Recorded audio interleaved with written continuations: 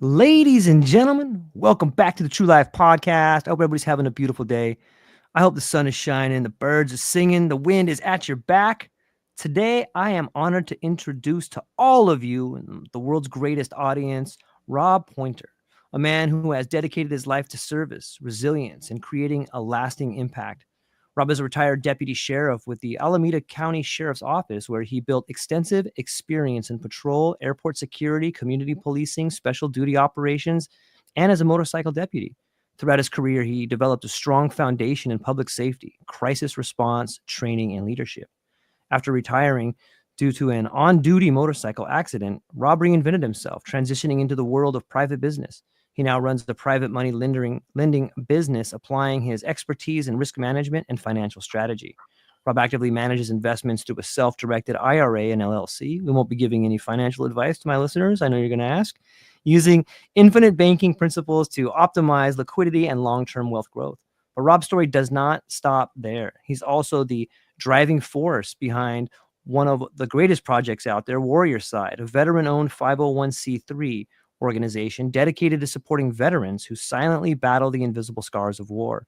With a mission to reduce the alarming rates of veteran suicides and depression, Warriorside provides a platform for veterans to share their raw, unfiltered experiences, stories born from courage, sacrifice, and the unbreakable bond of brotherhood and sisterhood. Rob believes that connection through storytelling is one of the most powerful paths to healing, creating a community where no one feels alone in their struggles. Rob's journey is a testament to resilience and purpose. And through Warriorside, he's making sure that no veteran fights their battles alone. Rob, I'm so stoked you're here. How are you today? I'm great. I'm so happy to be here. Thank you. Yeah, absolutely. We find ourselves in these trying times, and I guess they've kind of always been trying, but it seems like you have built a life on community and service. Like, were you just born awesome, or how did that happen?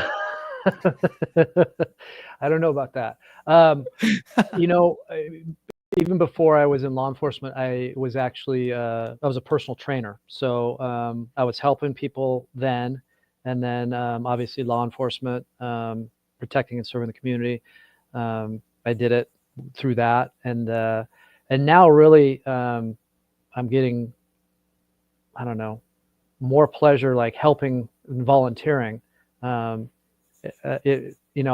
when you volunteer, obviously you don't get paid monetarily, but you get something that is much better. And I've just really enjoyed being able to do that.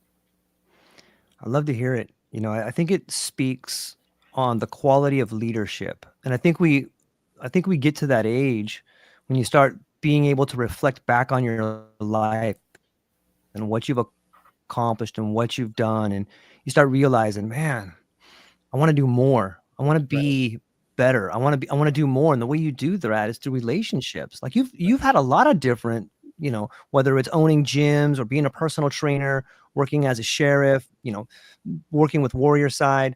What do you think it is about that, Rob? Like these building of relationships and wanting to be part of something more that really drives the human condition? You hit something.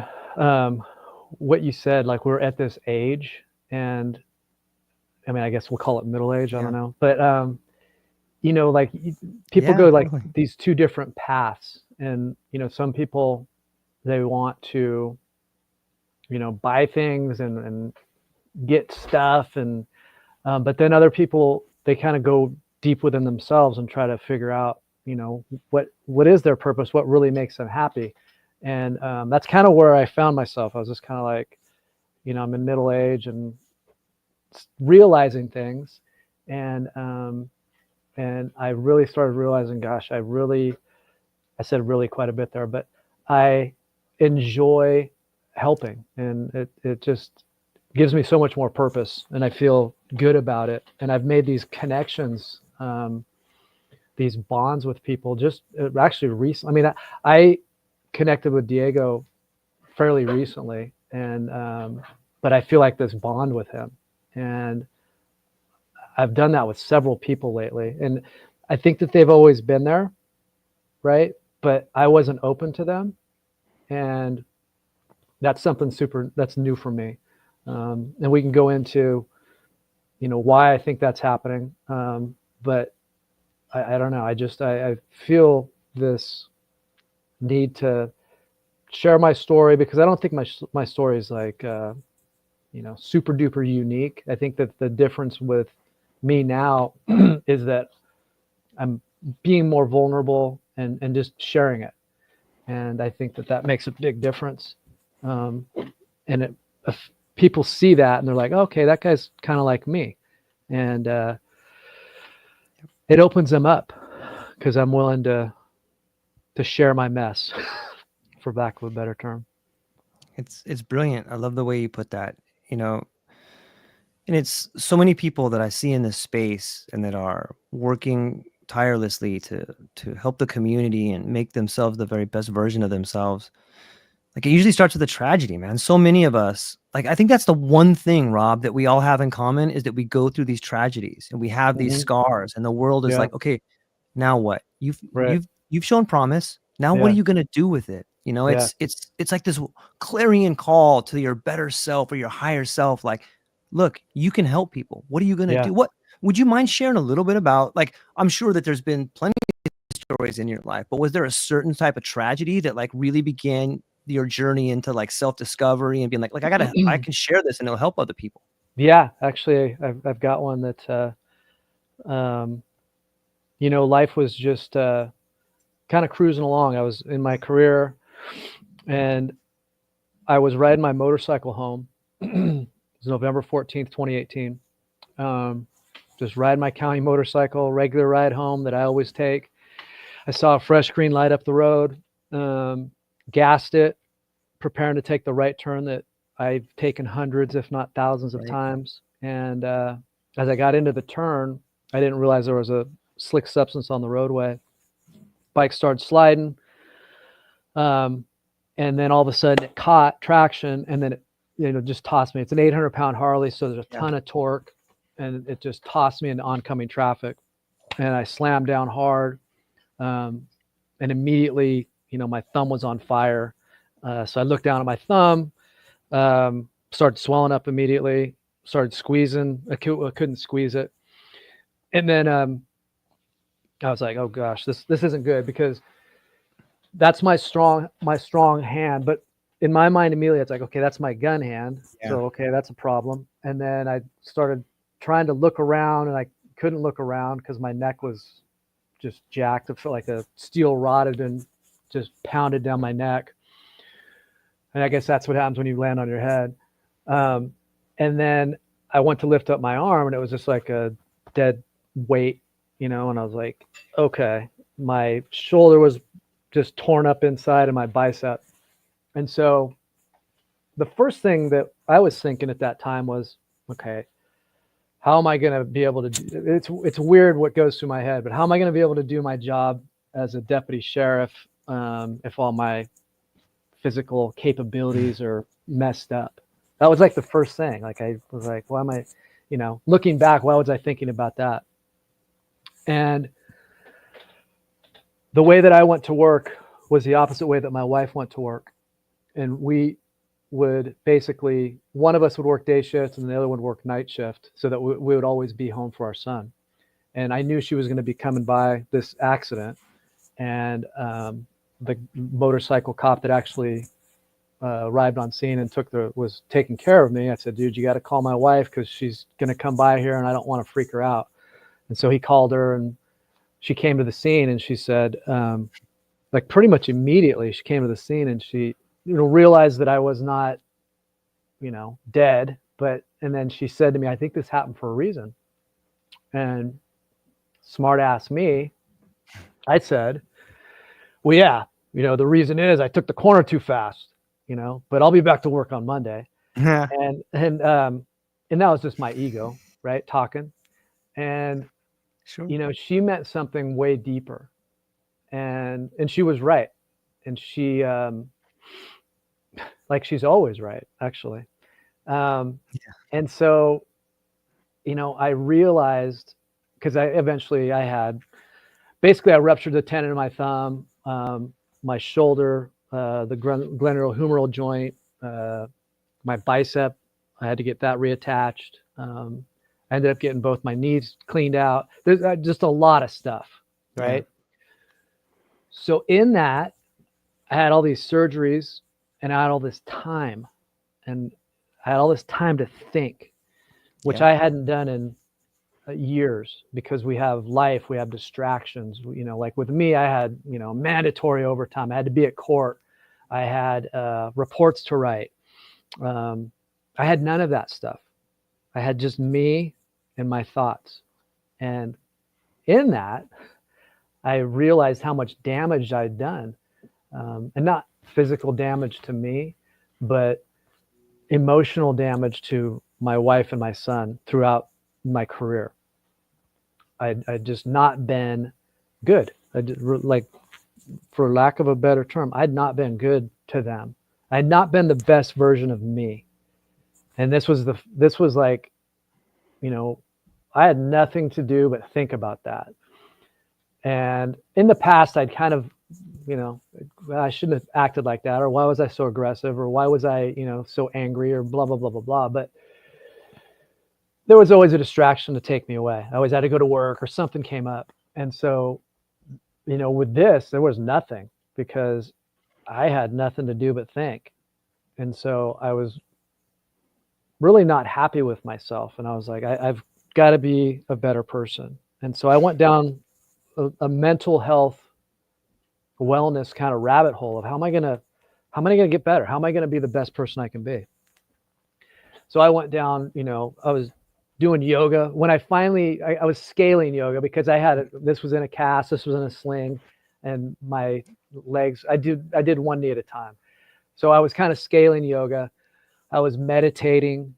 I was journaling, I'm writing novels. I'm reading self-help books, trying to read my way out of this. And absolutely, nothing was touching essentially the anger and the rage that I had just manifested over time. And that manifestation was because I was never dealing with what was going on at work, like really dealing with the things that I was seeing.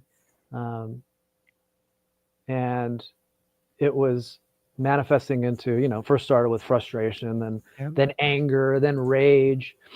And so that started my journey, if that answers your question. I can go on long and long as long as you want, but that started the journey.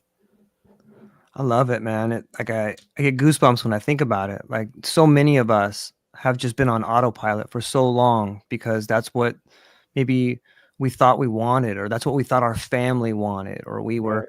maybe we were given, that's the family we grew up in. Hey, you're gonna get up, you're gonna get a job, and then you're gonna retire. There's like this sort of pre-made idea of what life is. And when you start getting to our age and you realize all the things that you really love, you're neglecting: your family, your son, your daughter, your wife, and you're at the end of the day, you got a handful of dimes. Maybe you've done pretty well and you got a boat or something, but like, it's so empty, and Right. it's so hard to process that, Rob, when you're speaking about that. Like, it hits to the gut, man. And you're right. Our wives usually are right. Like, it does happen for a reason on some level, Yeah. and they know it, Yeah. they feel it too. And Yeah. has it, like, as you began to scale and find, the pathway to a better way, how has it changed your relationships with your family?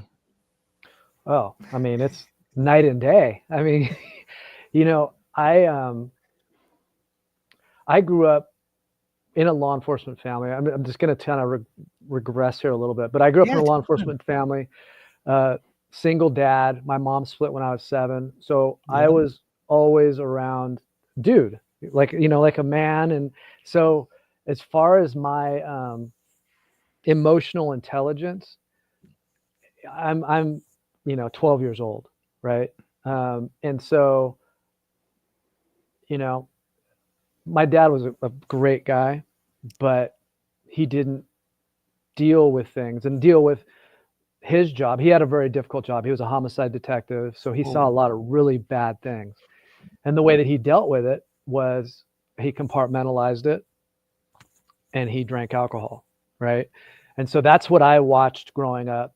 And yeah. so when I got into this job, I told myself I'm not going to do the alcohol part because it knocked 30 years off his life easily. And I watched this slow train wreck happen. And I was like, I'm not going to do that. Right. So I was thinking, well, at least I'm not doing that. But I was basically, bringing the armor home every single night, and it just bled into my home. And I'm thinking that I'm protecting my family, and I was pushing them away the whole time. And so, I went through this mental health rabbit hole, and I got to a point where I was frustrated because those things weren't working. The yoga, the meditation, the journaling, the self-help, the exercise, like I was going all out, and I was frustrated, and I was still angry, and I was still rageful. And then I was doing all this work and there was no relief. And that led me to like exploring plant medicine. And, you have to understand, like for me, being in law enforcement, like that's a huge dichotomy, right? Because I spent my whole life in law enforcement, chasing bad guys, arresting people for drugs. And now I'm like listening to these podcasts with veterans that are talking about, hey, this plant medicine has changed my life. It's helped me so much. I don't, drink anymore. The anger, the depression, the anxiety. I understand how to deal with it now. And so it was like, it hit me with a ton of bricks, and it just basically sent me down another rabbit hole of research. And, within that, I found, that plant medicine's been around for 7,000 plus years. It's not addictive, and it's proven to help, right? I mean, for 7,000 years, 7,000 plus years, this stuff's been working far better than anything that we have now, and so when I'm sure we're going to get to the, I went to a retreat, I did all that stuff, but you asked about the family. Yeah, and, man.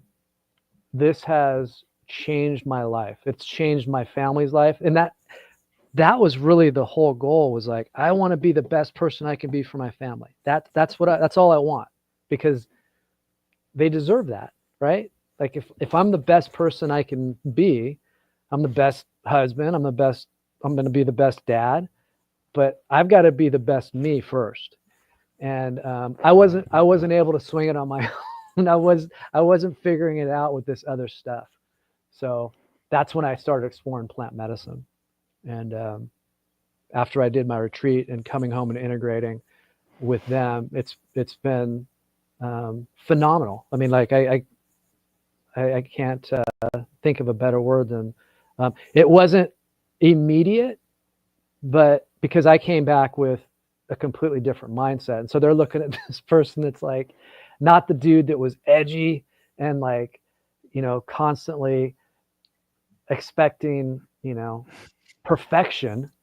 That's what they were expecting, but I was just different. And so they were kind of like, who's this dude?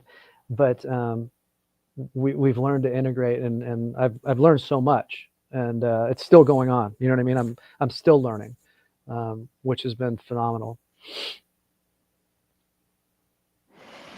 Man, first off, thanks for sharing that. It's always fascinating to me to get to hear people's stories like that.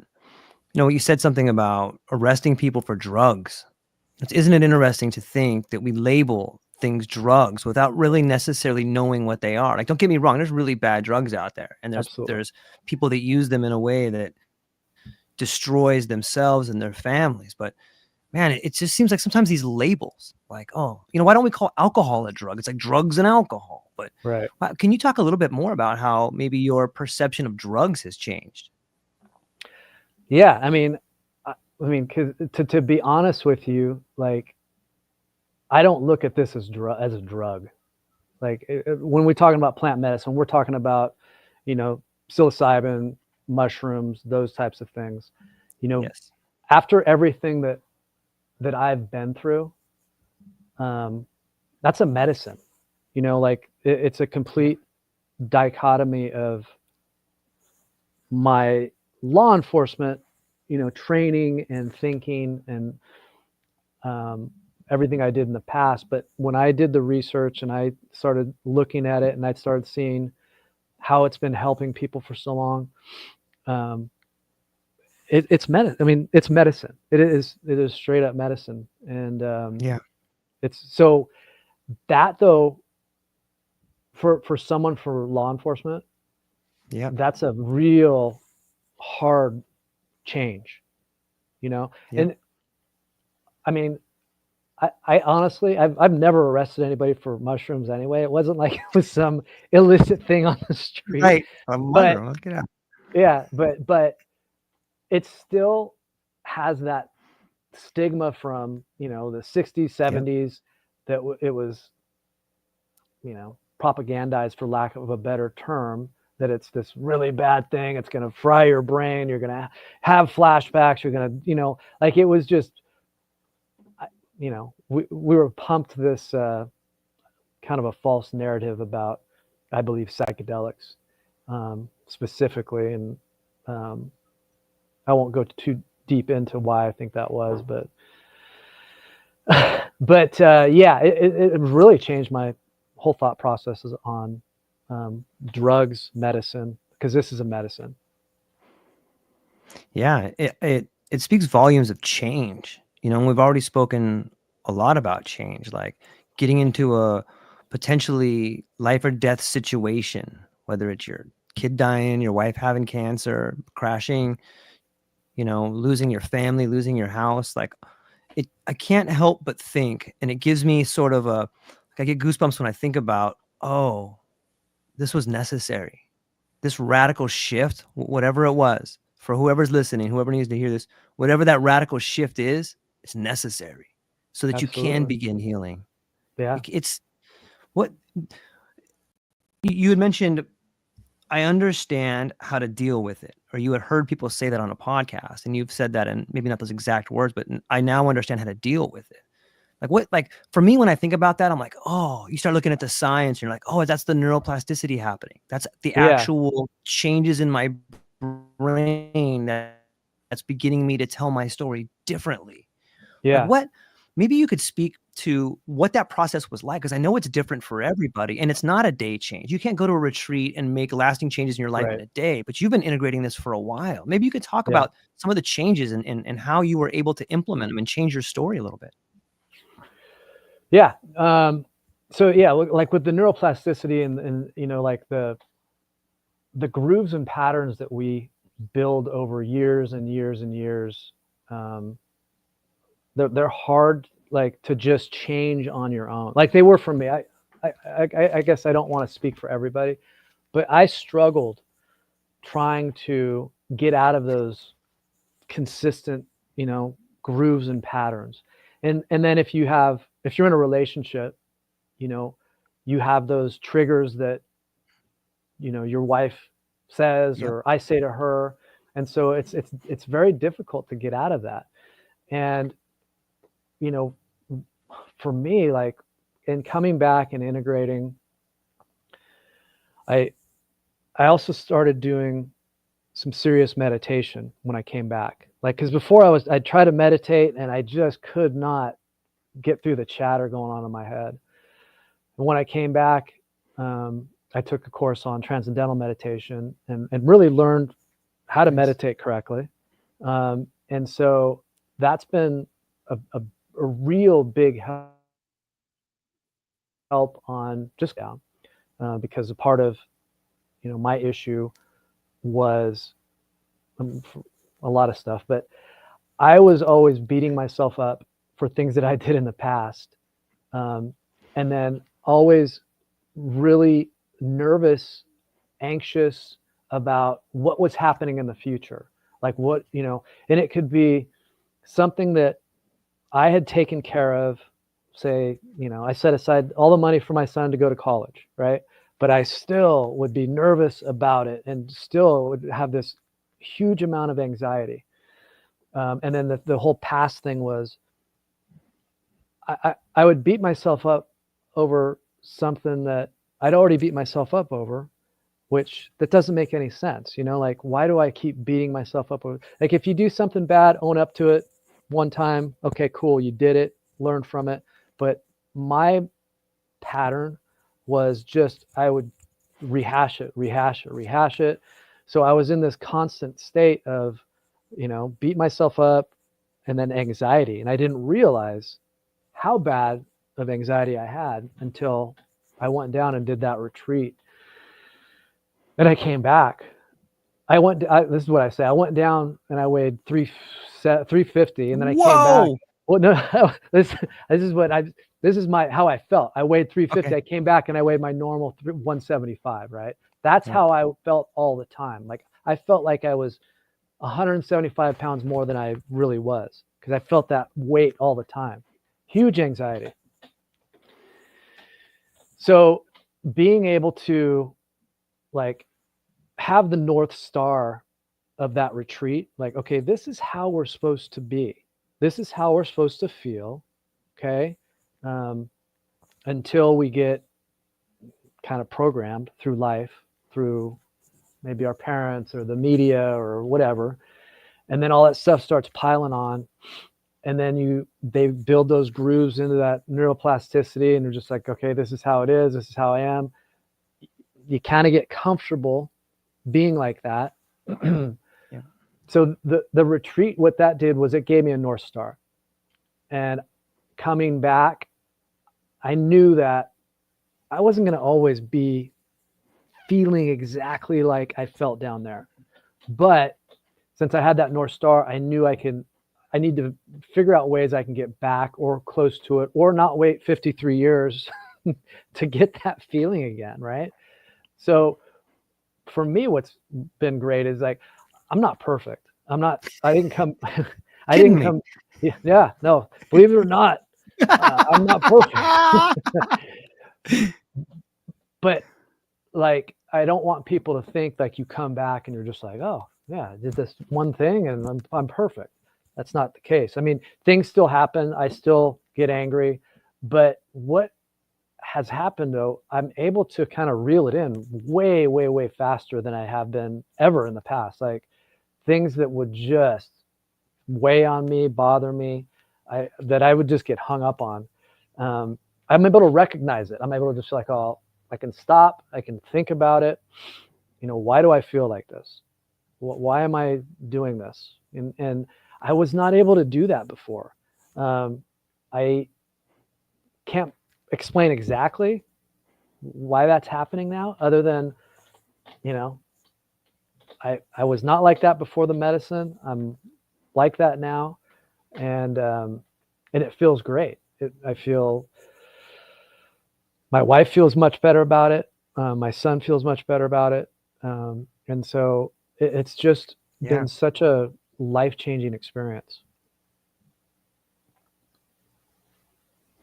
I love it. I mean, we're talking to an army of UPS drivers right now. As a guy that used to be a UPS driver. So shout out to Vince out there. I love you, buddy. He was a mentor of mine. And it's interesting because when I start thinking about some of the guys that were the older guys, like, we would have these long talks about the job, and, like, much like you, it's mandatory overtime. It's 70, 80 hours a week, and you never worked fast enough, and you never did enough. And, even on the management side, like, those guys were just being bombarded by the guys across the country. And, like, so many of us, Rob, like, so many of the men and women that are making this country work, that are putting in the time, that are working 2 jobs, or mom's working, dad's working, kid's latchkey kid. Like, it's all of us that are going to make these changes, man. And when I hear what you're talking about, like, it hits to the bone, because I know that I've been through it. Every single UPS driver I know is going through it right now.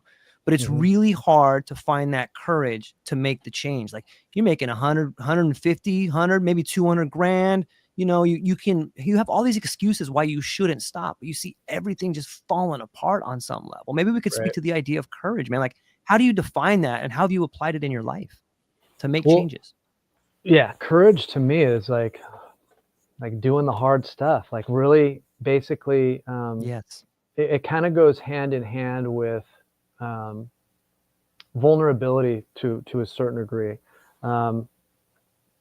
Like vulnerability to me, I'd said this in the past. I'd been like, yeah, it takes great strength to be vulnerable. I'd said it, right? Yeah, But totally. Yeah. right, you say it or you hear You someone say say it all like, kinds of oh, stuff. yeah, no, exactly. There's so much stuff that became so much more clear after doing this. And not necessarily clear, but just like feel, like I Yep. feel what those things mean. And so like vulnerability. So it's so much stronger. It takes so much more strength for me to say, man, I need help. Like I need help. I need help. Yep. And then for me to be like, I'm fine, I'm cool, and just walk away. That's like the total easy way out, right? But Yep. I never was looking at it like that. I was just like, vulnerability, whatever. Yeah, that's for later down the road or something. But I guess with courage, it's doing these things that, they seem like they're hard, and your ego has told you, what are you doing that for? You don't need to do that. Everything's fine. And even like doing this, like right now, like, what are you doing that for? No one wants to hear what you have to say. Just chill out. There's no reason to do it. But just kind of understanding like, hey, that's my ego, and my ego just wants to be status quo and steady Eddie. I want to do this, like doing this podcast, is because I want to help. I want people to see like, okay, there's this somewhat square dude who was a cop, and he's kind of like me, and he did the research on plant medicine. He was in law enforcement, and he realizes that it's medicine, and if I can just affect one person who'd be like, well, okay, I want to explore that. That dude seems pretty squared away. He's not, and I have nothing against tie dye or anything like that, but I think when people, they see that, they're like, oh, okay, cool, that guy's from the 60s or whatever. But I'm just like you know what I mean, like I'm just this Yeah. dad who was in law enforcement. I've been married for 23 years. I'm pretty square, conservative type of guy. And so is it courageous for me to be going out and saying stuff and doing this stuff? I mean, some people might say, yeah, it is. I mean, the people from my world of law enforcement, they're like, plant medicine? Come on, dude. And so that's something that, when I first started talking about it and thinking about it, that was something I had to kind of overcome too, because there's a stigma of, in law enforcement, a stigma of mental health. Like if you can't say you've got a problem, Yep. because if you do that, then you're not going to get that promotion, or you're not going to get that assignment that you want, or no one's going to want to work with you. So you just kind of, you push it down. You don't say anything. So for me, like, I think it's courageous when guys, and I'm not tooting my horn. I'm just saying, I think it's courageous when guys will say, hey man, I need help. Like that last call where, and I'll give you an example. I had a call on Christmas Eve where a husband killed his wife in front of their two kids on Christmas Eve. And and then I go home the next day. Like I've got, family, and I go home the next day, and you can't sit in front of your tree and be happy with your family without thinking about that. Like that will never go away. Like that never, like Christmas comes and I always think about, that call and those poor little kids that had to see that happen.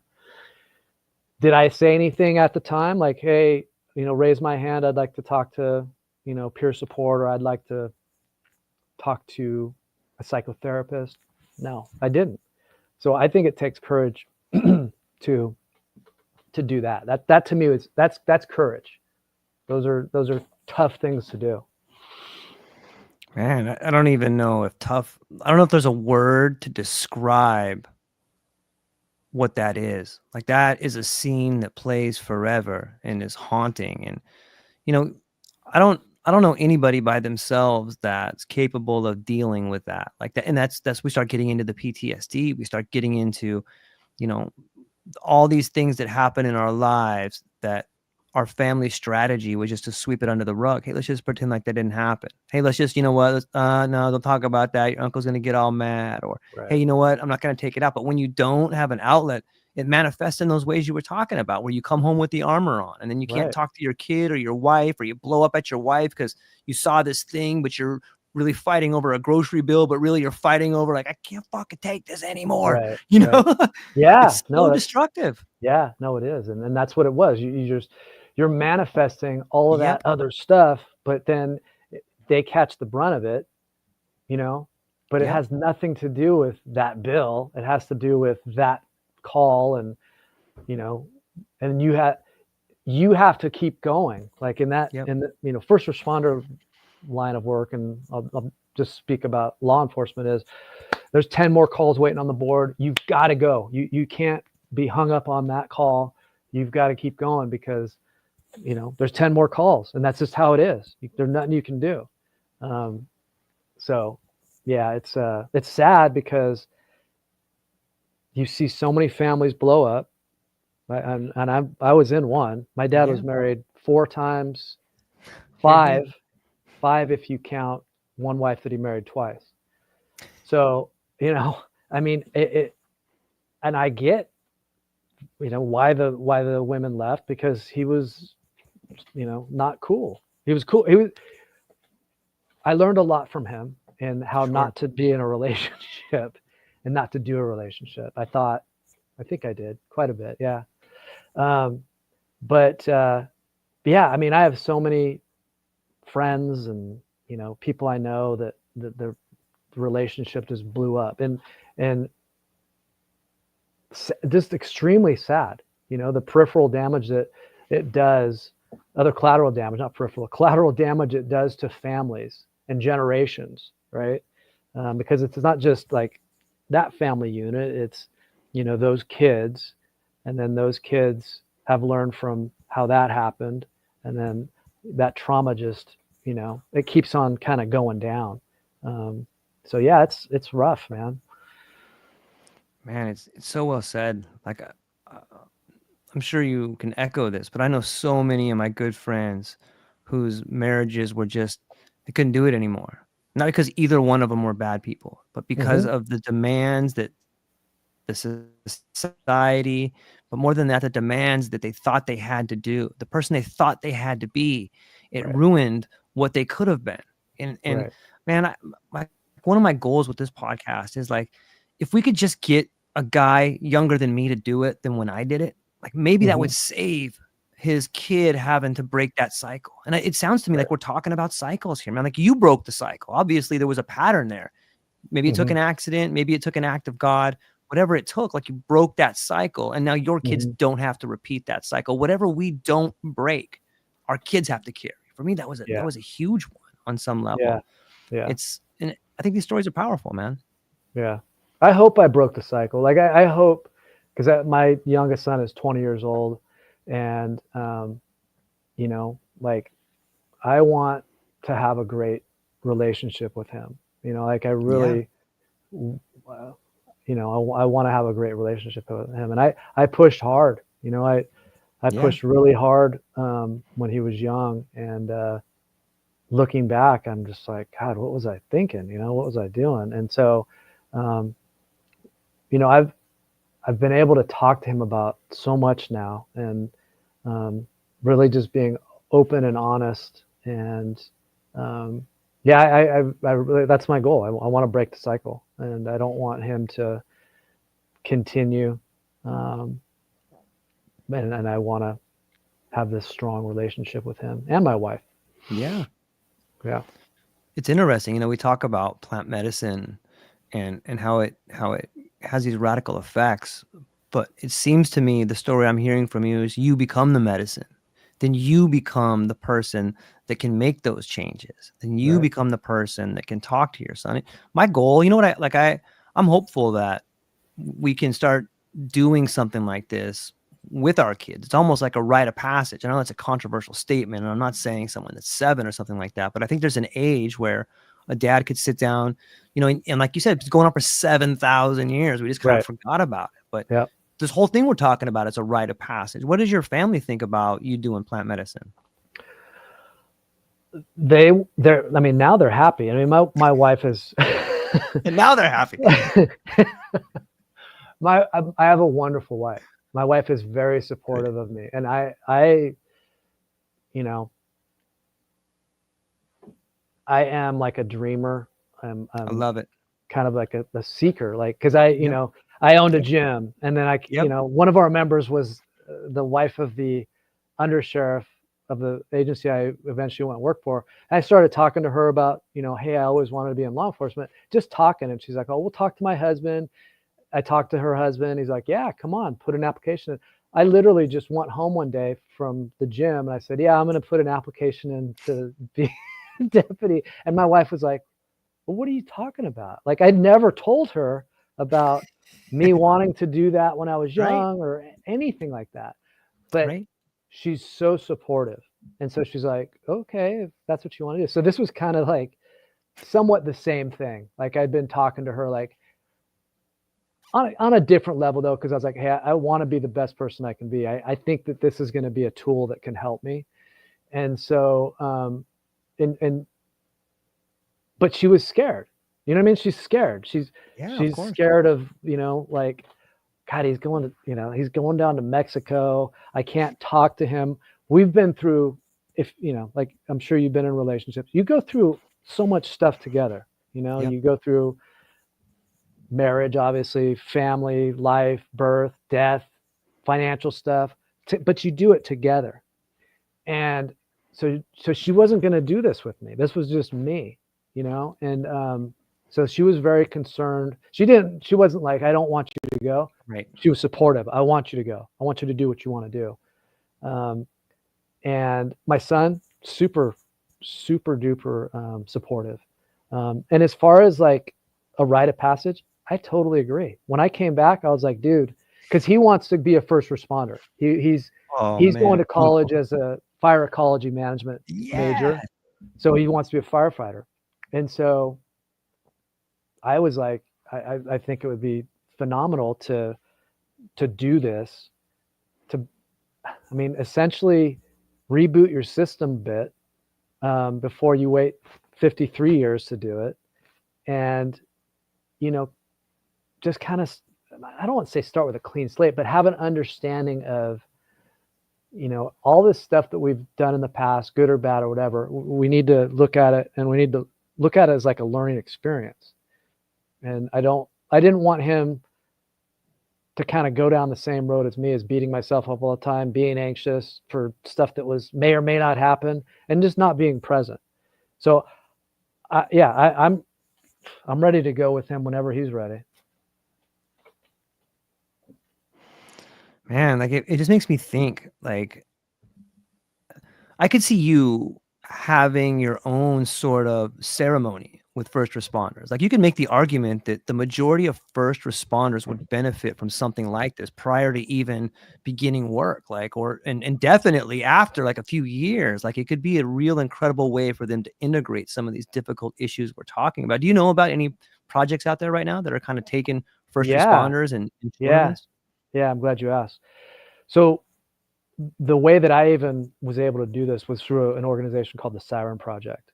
And it was started by 2 firefighters who, basically, Angela, the founder, was all these feelings that I have, she was having. She was trying to figure it out. And she was able to get into one of the veterans, veteran-sponsored retreats. So she went down to Mexico, did a retreat, and was just like, oh my God, this is phenomenal. been waiting my whole life to like do this essentially, right? Like what's taken so long? So she told the main facilitator down there, Dr. Andrea Lucy, like, hey, I'm going to start my own nonprofit. I'm going to be back within a year. Will you be my point person, my main facilitator? And Dr. Andrea Lucy was like, oh, okay, yeah, sure. Which I'm sure, you hear that, I'm sure all the time, like, right? Because like everybody's like, oh my God. Yeah. But she did it. So she established this nonprofit called the Siren Project, and she, got the funding, and she's been sending first responders down to Puerto Vallarta for the last 2 years. And so that I think there's on group number 9, I think 9 or 10. So she's sent coming up on 60 or 70 first responders down. No money out of their pocket other than like a plane flight down. So she's gone out, sought funding, set it up, and she's doing a phenomenal job at that. And I have a tremendous like pull to help them because they changed my life, right? Like I look at them and I'm like, oh my gosh, you guys, you changed my life. And so that's one of the drivers for me is putting myself out there, is that, look, I'm retired. I can't get fired for talking about what I'm talking about. Yes. There's a lot of people that probably are first responders that may have done a retreat that would like to be saying what I'm saying. So that's why I'm like, I'm just gonna, put myself out there and just say, hey, this is phenomenal. It worked for me. I'm not telling everybody they need to do it, but it worked for me. And I'm not going to like hold back and not say how I feel. And while it is plant medicine and, it's looked at by some people as, bad stuff, it's been proven for so long. And I can't not say anything anymore. Man, I can't not say anything anymore. Whoa, that should be like, that's a mantra right there. Like you get to that point, right? We're like, right. I'm not going to do it anymore. I'm not going to. Yeah. I mean, I'm not going to sit here and deny that it doesn't help. Right. That's silly. Yeah. And it's like, that goes, like for me, that goes along with so much, like that feeling of, wow, look what this thing did for me. Look what this medicine did for me. I'm not going to do it anymore. Like then that particular mantra begins to apply to all of your life. Like, you know what? I'm not going to lie to myself anymore either. You know what? I'm not going to lie to this guy. I'm not going to lie to anybody anymore. You know, and you start really coming into your own. And you told the beautiful story about the Siren Project and how she went down there. She found a way to do it. It seems to me, and you're further down the line than a lot of people, but it seems to me after you go through this phase of sort of starting from the ground up and maybe losing everything, you start rebuilding and you become this other person. And all of a sudden you have this new life. Like you have a whole new life now, man. Like you're doing some incredible work with Warriorside and like other things. Maybe you could talk about sort of this new life you built for yourself after, the second mountain. Yeah. I mean, it's interesting because I've felt for a long time that I've had a lot of, good thoughts, good positive thoughts, but I always had this like chatter, like that was just, I couldn't get it through. And since, I've done this plant medicine, I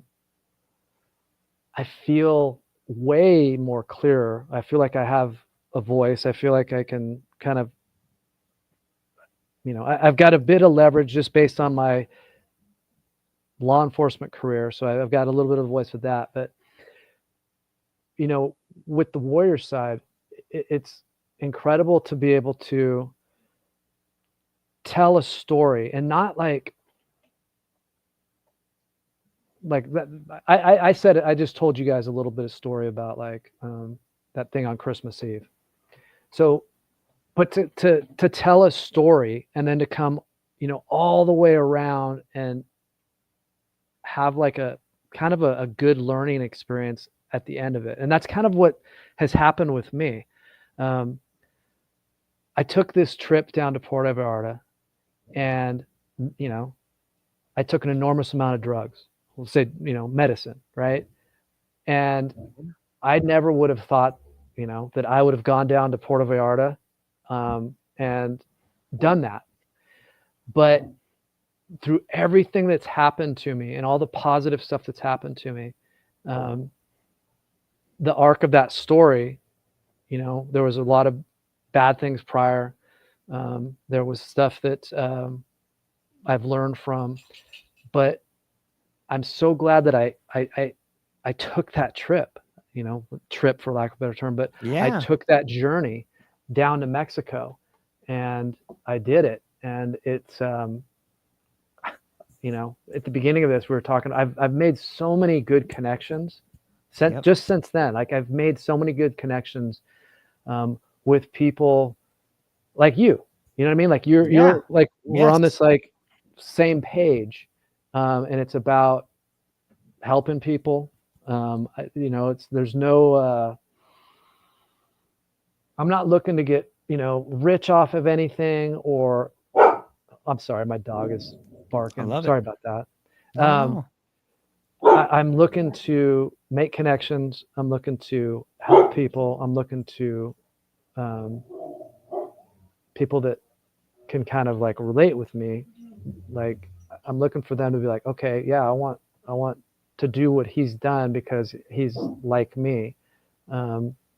So I've just been able to like, it's a completely different perspective from what I was raised at. You know, like you got to make a lot of money. You know, you got to promote, you got to do all these things. And this is something different, you know, like I'm getting this exchange of something positive, and it's not like I'm getting money, but I'm getting something better. These connections with people. And I've never been like that. I've never thought like that. I've never had that mindset. And through this journey, this is what it's given me. And it feels phenomenal. I don't know if that answered your question. Yeah, it totally Okay. does. It totally All right. does. And you're absolutely right about us being on the same page. And, you know, it seems that for me, in my experience, there's there's a connection to spirituality that I never knew could exist in the frame that it does now. You know, for me, like I go into like Sunday school. I guess I was raised somewhat as a Christian. But my family never really practiced religion or stuff. And, you know, of course we have different friends from different religions, but for me, it's fundamentally changed the way I see myself in the world. And I struggle to find a better word than spiritual, because I see it, you know, when you look down, I find myself going for a hike and I'll look down at the roots of the trees and I'll just study it for a minute. There's a whole ecosystem here. Yeah. Look at the way these ants are moving through, and there's dissecting this cockroach over here, and then they're taking all the food, you know. And as soon as I see that, I can't help but apply what I saw in that ecosystem to my life. And I'm like, you know what?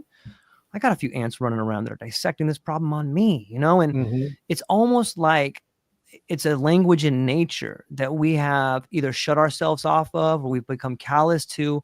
But for me, plant medicine has really opened up my eyes to learning from the environment in a way that I never knew possible. Like I see it everywhere, and it's so inspiring. And maybe the imaginal is a better word, but spiritual seems to be something that people come back with a sense of. What is your relationship? Have you noticed that as well? Absolutely. I like to kind of talk on what you're saying. Like I feel like I've been able to just kind of plug in to something completely different, you know. Just it's completely different. I'm just like plugging in. I mean, you know, plugging into a different dimension almost. I know that sounds probably kind of funny, but that's what I feel like. And I'm not telling everybody that they need to do plant medicine in order to plug in that dimension, because I know that there are some people that can plug in to whatever you want to call that without doing it. And I, you know, if you can do that, I think that that's awesome. Because when I came back, I was like, everybody's got to do this. right? I was just like, everybody has to do this because we would be such a better place if everybody did this, right? But then I realized that what, not everybody needs to do it. If they can get there through a different route, that's totally cool. And I was, it was probably a little bit arrogant to think like that, like, like, I did this, you can do it. And it turned some people, because I've got friends and I'm like, dude, this is perfect for you, bro. Like, Yeah. come on. I Yep. know that this is going to help you. Yeah. But, not everybody's ready to do it at that time. But yeah, no, like spirituality wise, absolutely. I feel very much more plugged into people. And I'm just on a same Yeah. wavelength. Um, and just kind of going back to the question you had before Yeah. and the warrior side. I think when you're telling your story, which is what the warrior side is all about, it's so powerful to be able to get that out. And it feels like therapy. It feels like every time you're kind of telling your story, I feel much better when I do. And like when people are really connecting with that story and they're just like, oh yeah, okay, that feels really good too. And with the warrior side, we've got veterans and first responders that have these incredible stories, and people want to hear them. And the warrior side and Diego is teaching us how to tell the story so that it's a really good, basically we're sitting around the campfire story. And that's how basically all of our, ancestors got information down to the next ancestors before, Yeah. books and computers and all that stuff. But the storytellers are the ones that were the people that were sharing that information. And that's how you knew about, your ancestors and great, great, great, great, great, Uncle Bill, because that story was brought down over time. And with the warrior side, it's incredible to see, like for myself. I mean, I've got I've got ideas, but to be able to tell a story in a way in which it's going to connect with people, it's completely different. And that's really one of the main things that the warrior side does, is like it really helps structure. Diego and John, they're world-class coaches. I mean, like literally world-class coaches. And they're providing this to veterans and first responders to help them. And I'm so grateful for both of them that they're doing this. Yeah. I couldn't possibly agree more on that level. I think there's something unique too about not only finding the way in which to tell a story that'll resonate with people, but it's like you guys have a whole audience of people that are there that, I'll call them like initiates. The people that are kind of drawn to it have been initiated in a way. Maybe they haven't taken the next step after initiation. But when you're in a room full of people that have a heartfelt story to tell, it's probably because you're in the audience have a heartfelt story to tell, and it's contagious. When I see you Right. get up, even on this podcast now, it's a contagious thing. Like the way we talk, the way we think, the experiences we've had, and you can convey that and help out other people. It must be like magic in the room. Have you done the House of Blues before? Is this the first one coming up? And maybe you could speak No, like this what is is it the going to first be one. like to sit in a room full of people? Dude, congratulations, man. I can't wait to check it out. Yeah, no, this is the first one. So for me, so yeah, no, I'm really looking forward to it. Obviously I'm nervous because, it's a House of Of Blues and course. kind of a big deal. Yeah. But yeah, the goal is to give the audience to be at their service, right? And because they're coming to hear our stories. And you hit it on the head. Like when they're coming for something like that, it is something that they want to hear your story because they've probably got a story, and then they can relate to your Yep. story. And like I was saying earlier, like I don't think that I'm super unique at all. What I think the difference is maybe between the initiates and me is that I will go up on stage. You know what I mean? I'm going to go for it. I'm going to set the ego and the monkey mind. I'm going to put that back. I'm going to push that back and just be like, you know what? I'm going to be at these people's service. And hopefully when I do that, it'll inspire maybe someone else to do the same thing, because I think if we can do that, that's going to help them feel so much better. Because I know how good it helps me. You know what I mean? I know how much it helps me and how good I feel when I do something like that. Man, I'm so excited for it. It's such a cool thing. And Rob, I knew this conversation was gonna go fast, man. Like an hour goes by so Yeah, quickly, yeah, when you're yeah. how long is your story gonna be up there? Do you have like a certain amount of time? Yeah, so it'll 10 minutes. 10 So minutes. we each have 10 minutes. And yeah, and I've heard the stories because I was with the Yeah. group a couple Yeah. weeks ago, and they are phenomenal stories. Like really, really, really touching. I think that, when the people go, they're going to just be so stoked to hear these stories. And they're real, they're from the heart. It's not made up. So yeah, it's going to be a phenomenal show. I think our generation got into the idea of going to the theater and being like anesthetized. But when you go to an event like this, you come out changed. Like you come out like you're going there. Even an active listener is a participant in something like this.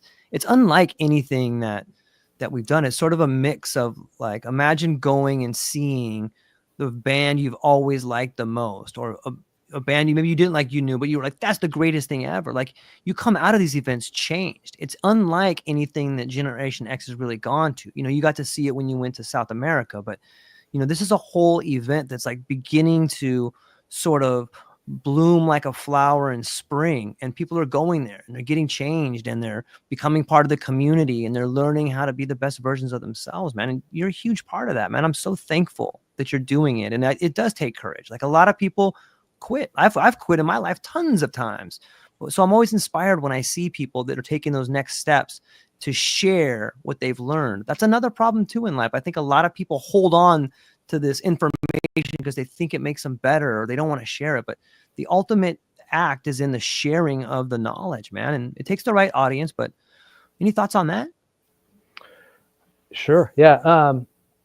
I like personally, I think that it's extremely important to get different perspectives. Yeah. And because like personally, I only know so much, but if I can get, George's perspective and Yeah. Diego's perspective and John's perspective, that's just going to help me and benefit me. I think people get really hung up on just marrying their own idea, and they don't want to think or take in any other perspective. And that's unfortunate, because yeah, you can get so much more when you're for radically open-minded. Like if you can become radically open-minded, I think that you will be much better off. And the plant medicine has helped me with that too. Like to become way more open-minded to different ideas and different perspectives. And I think that like when you go to a show like this, you're going to get a different perspective than maybe you think. Like I know if there's like a first responder sitting in the audience, they're going to get my perspective, and that's probably going to be different than maybe what they probably have, right? If they haven't gone and done plant medicine. But I've got this unique perspective because I've went down and did it. But my lead up to doing it is probably going to be very parallel to what that person's gone through. So that's what I'm hoping. I'm hoping that, like people will be open-minded and they will just kind of say, okay, well, that's a different perspective. Plant medicine, I never thought about it like that. And so I think that if people can just be radically open-minded, it could change a lot of things. Yeah. Well, I got a lot of listeners down in San Diego. It's where I'm originally from. Shout out to the Teamsters 542. What's up, guys? Hey, if Woo! you're down there, go check out this event. It's going to be at the House of Blues in San Diego on March 29th. There's going to be an incredible amount of speakers. If I think I don't know, it might be sold out, but there might be a few tickets left. If anybody's listening, you should probably get them now. Yeah. It's going to be an epic event, and I think you guys there's a tour going on involved, but this event's the next one in San Diego on the 29th. So, ladies and Yeah. Yeah. gentlemen, yeah, head on down, check it out. And before I land the plane here, Rob, I just wanted to give you a moment to maybe tell people where they can find you, what you got coming up, and what you're excited about. Okay. You can find me on Facebook. I'm just Rob Poynter. LinkedIn, Rob Poynter. Instagram, it's at RAWB_ZONE. I have a Substack where I write some articles. That's Nice. Rob Poynter. As far as what's coming up for me, I don't really know. I mean, I'm really focused on trying to help Warriorside and trying to help the Siren Project. You can also check out the Siren Project at thesirenproject.org. And there's information on there if you're first responder, married to a first responder, child of a first responder. You can put in an application and you can go down to a retreat. Let's see. I think that's it. I'm very grateful that you let me come on here and talk about this, George. That also takes courage, right? Like, not everybody is open to talking about plant medicine, and like, people push away from it. But it takes courage. It takes courage to do things that aren't the norm, and I really appreciate you doing that and letting us talk about it. So thank you so much. Yeah, man, it's my pleasure. I'm super stoked. There's a definite stigma. Like, people should know that too. Like, if you're gonna go in for change, there's gonna be people that wish you didn't change. There's gonna be people that say you messed up, you did this thing wrong. But it's never about you. The person that tells you things about that, it's always about them. If you can just remember that, it'll totally help you stay away from the stigmas, and maybe even people you care about look at you like, hey, what are you doing? But don't worry about that. Be the best version of you. So, ladies and gentlemen, hang on briefly afterwards, Rob. But to everybody within the sound of my voice, I hope you have a beautiful day. I hope you find the courage to become the very best version of yourself, whatever that means. And I think you could do a good start at that by checking out Rob, checking out Diego, checking out Warriorside, and do yourself a huge favor and check out this event on March 29th at the House of Blues. Ladies and gentlemen, that's all we got. Aloha.